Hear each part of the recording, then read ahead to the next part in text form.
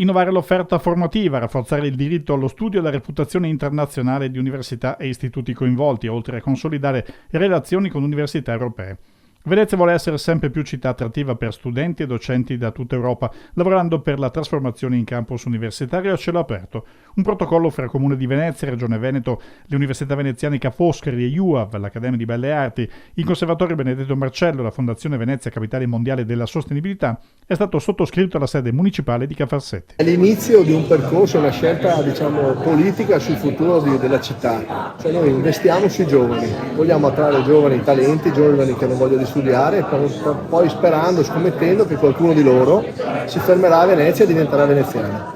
Vogliamo scommettere su cittadini ovviamente di tutto il mondo, ma soprattutto su europei. Dobbiamo prendere le 10, 20, 30, 50 migliori università al mondo, chiedere loro di venire a Venezia con i loro docenti, con i loro ricercatori, con i loro studenti, a produrre cultura, la cultura della modernità, la cultura delle nuove scienze, delle nuove tecnologie, e produrre direttamente in questo modo reddito, cultura, capitale umano. Serviranno ingenti finanziamenti per raggiungere gli obiettivi prefissati, interessando fonti di finanziamento regionali, ministeriali, comunitarie e internazionali in senso più complessivo. Campus vuol dire non soltanto il ragazzo che studia e che per cui deve trovare le attrezzature adeguate. Se vogliamo cittadini europei bisogna trovare anche professori europei, bisogna trovare attrezzature di livello d'avanguardia. E dentro una città campus deve anche vivere però, perché un ragazzo, una ragazza avranno possibilità di cultura,